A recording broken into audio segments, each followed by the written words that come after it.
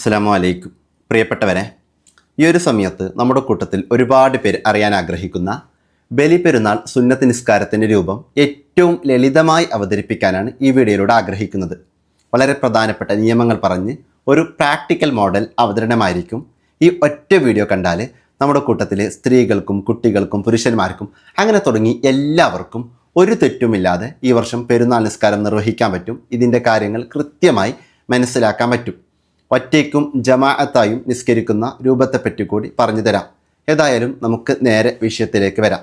അതായത് പെരുന്നാൾ നിസ്കാരം ഏറെ ശ്രേഷ്ഠതയുള്ള ഒരു സുന്നത്ത് നിസ്കാരമാണ്.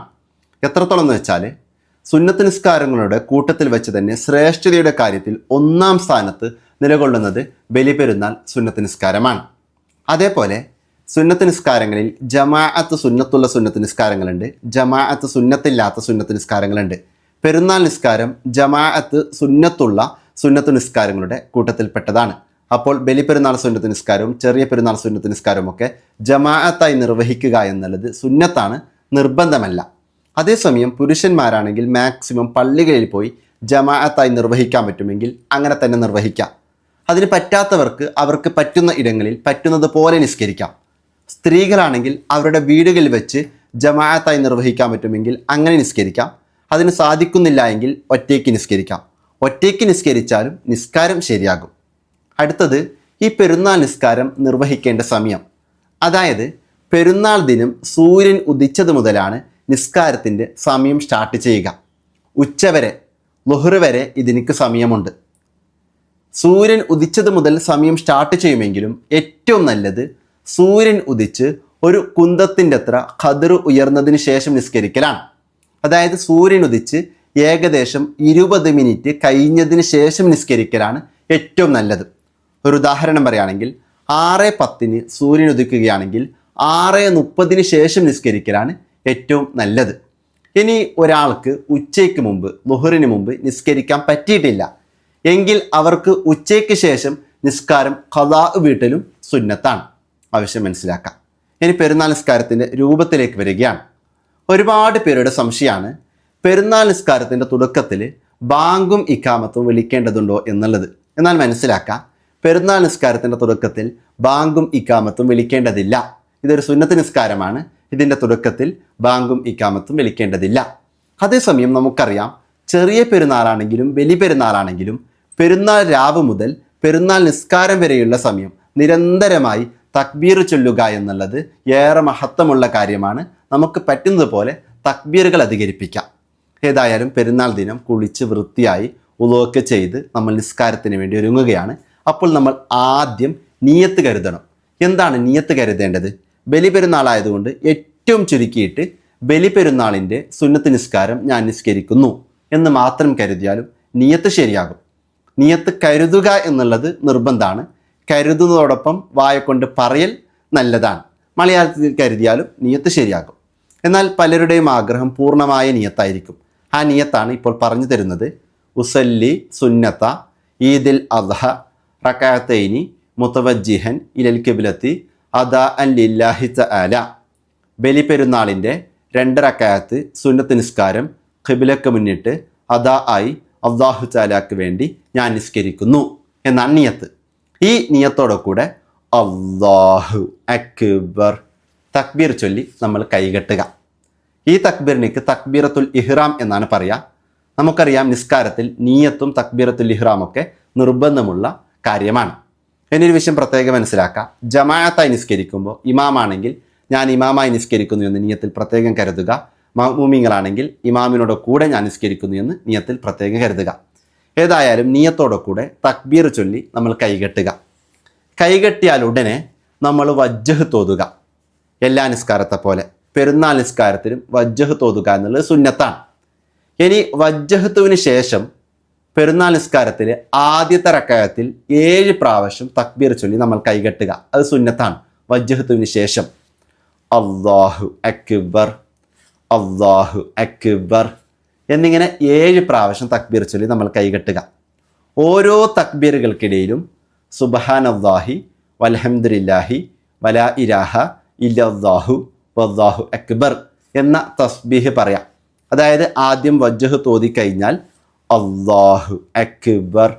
ഒന്നാം പ്രാവശ്യം നമ്മൾ തക്ബീർ ചൊല്ലി കൈകെട്ടി. ശേഷം സുബ്ഹാനല്ലാഹി വൽഹംദുലില്ലാഹി വലാ ഇലാഹ ഇല്ലല്ലാഹു വല്ലാഹു അക്ബർ ഈ തസ്ബീഹ് പറയാം. വീണ്ടും തക്ബീർ ചൊല്ലി കൈകെട്ടുക, ഈ തസ്ബീഹ് പറയാം. വീണ്ടും തക്ബീർ ചൊല്ലി കൈകെട്ടുക, ഈ തസ്ബീഹ് പറയാം. ഇങ്ങനെ 7 പ്രാവശ്യം തക്ബീർ ചൊല്ലി നമ്മൾ കൈകെട്ടുക. എന്നാൽ മനസ്സിലാക്കാം, 7ാമത്തെ പ്രാവശ്യം തക്ബീർ ചൊല്ലി നമ്മൾ കൈകെട്ടിയാൽ ഈ തസ്ബീഹ് പറയേണ്ടതില്ല. 7ാമത്തെ പ്രാവശ്യം തക്ബീർ ചൊല്ലി നമ്മൾ കൈകെട്ടിയാൽ നേരെ ഔദോതുക, സൂറത്തുൽ ഫാത്തിഹ ഓതുക. നമുക്കറിയാം ഫാത്തിഹ സൂറത്ത് ഓതുക എന്നുള്ളത് നിർബന്ധമാണ്. ഫാത്തിഹയ്ക്ക് ശേഷം ഒരു സൂറത്ത് ഓതുക എന്നുള്ളത് സുന്നത്താണ്. എന്നാൽ മനസ്സിലാക്കാം, പെരുന്നാൾ നിസ്കാരത്തിൽ 1ാമത്തെ റക്അത്തിൽ ഫാത്തിഹയ്ക്ക് ശേഷം സൂറത്ത് ഖാഫ് ഓതുക എന്നുള്ളതും 2ാമത്തെ റക്അത്തിൽ ഫാത്തിഹയ്ക്ക് ശേഷം സൂറത്തുൽ ഖമർ ഓതുക എന്നുള്ളതും പ്രത്യേകം സുന്നത്താണ്. ഇനി ഈ സൂറത്ത് അറിയുന്നില്ലെങ്കിൽ വിഷമിക്കേണ്ട, വേറൊരു ഓപ്ഷൻ കൂടിയുണ്ട്. പെരുന്നാൾ നിസ്കാരത്തിൽ 1ാമത്തെ റക്അത്തിൽ ഫാത്തിഹയ്ക്ക് ശേഷം സബ്ബിഹിസ്മ ഓതലും 2ാമത്തെ റക്അത്തിൽ ഫാത്തിഹയ്ക്ക് ശേഷം ഹൽ അതാക ഓതലും പ്രത്യേകം സുന്നത്തുള്ള കാര്യം തന്നെയാണ്. ഇനി ഇതും കൂടി അറിയുന്നില്ല എങ്കിൽ ഒരു കാര്യം മനസ്സിലാക്കുക, ഈ പറഞ്ഞത് പ്രത്യേകം സുന്നത്തുള്ള സൂറത്തുകളാണ്. ഇനി ഇതൊന്നും നിങ്ങൾക്ക് അറിയുന്നില്ല എങ്കിൽ നിങ്ങൾക്ക് അറിയുന്ന സൂറത്തുകൾ ഓതാം. അറിയുന്ന സൂറത്ത് ഓതിയാലും സൂറത്ത് ഓതുക എന്നുള്ളതിൻ്റെ ഫലം ലഭിക്കും. എന്നാൽ ഇപ്പറഞ്ഞത് പ്രത്യേകം സുന്നത്തുള്ള സൂറത്തുകളാണ്.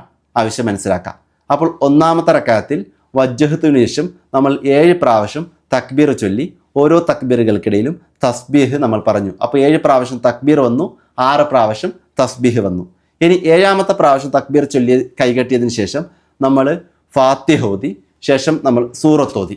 ഇനി റുക്കൂ, എഴുത്തിദാല്, സുജൂദുകൾക്കിടയിലെ ഇരുത്തം, 2ാം സുജൂദ്, ഇവയൊക്കെ സാധാരണ നിസ്കാരത്തിൽ ചെയ്യുന്നത് പോലെ തന്നെ ചെയ്ത് നമ്മൾ നേരെ 2ാമത്തെ റക്അത്തിലേക്ക് ഉണരുക.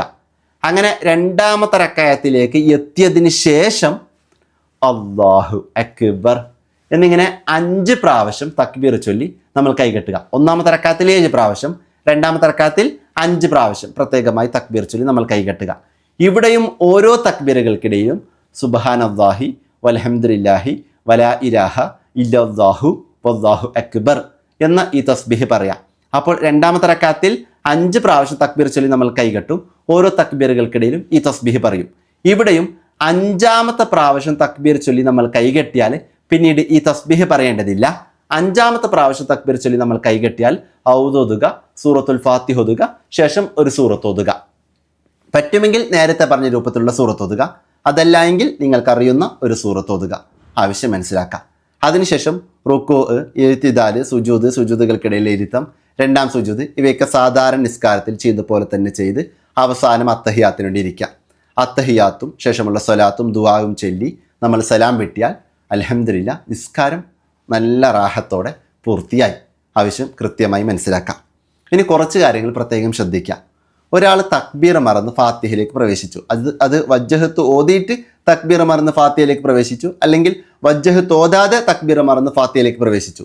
എങ്ങനെയാണെങ്കിലും ഫാത്തിഹയിലേക്ക് പ്രവേശിച്ചാൽ 2ാമത് തക്ബീറിന് വേണ്ടി മടങ്ങേണ്ടതില്ല. ഇനി തക്ബീർ ചൊല്ലാതെ ഒരാൾ നിസ്കരിച്ചാലും നിസ്കാരം ശരിയാകും. ഇനി ഈ തക്ബീർ മറന്നതിൻ്റെ പേരിൽ സഹവിൻ്റെ സുജൂദ് ചെയ്യാനും നിൽക്കരുത്. ആവശ്യം മനസ്സിലാക്കാം. കാരണം ഇത് അബാദ സുന്നത്തുകളുടെ കൂട്ടത്തിൽ പെട്ടതല്ല. അപ്പോൾ ഒരാൾ പ്രത്യേകമായ 1ാമത്തെ റക്അത്തിൽ 7 തക്ബീറും 2ാമത്തെ റക്അത്തിൽ 5 തക്ബീറും ചൊല്ലാതെ പെരുന്നാൾ നിസ്കാരം നിസ്കരിച്ചാലും നിസ്കാരം ശരിയാകും. ഇനി തക്ബീർ മറന്ന് ഒരാൾ ഫാത്തിഹയിലേക്ക് പ്രവേശിച്ചാൽ 2ാമതൊരിക്കലും തക്ബീറിന് വേണ്ടി മടങ്ങരുത്. ആവശ്യം കൂടി മനസ്സിലാക്കാം.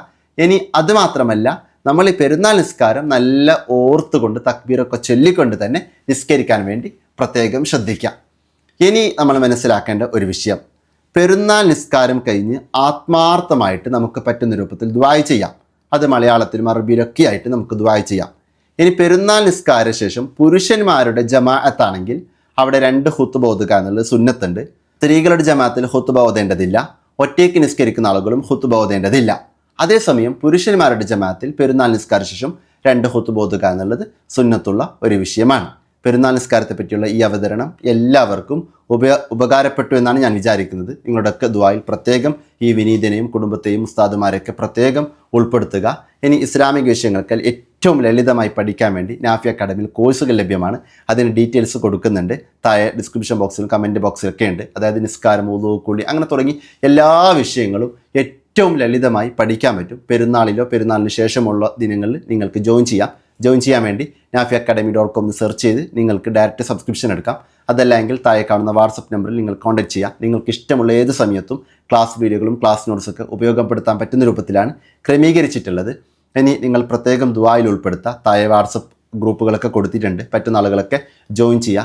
ഇനി വേറൊരു വിഷയം നിങ്ങളോട് പ്രത്യേകം പറയുന്നത്, നിങ്ങളുടെ അഭിപ്രായം ഈ വീഡിയോയെ പറ്റി അത് എന്താണെങ്കിലും അത് താഴെ കമൻറ്റ് ബോക്സിൽ രേഖപ്പെടുത്താം.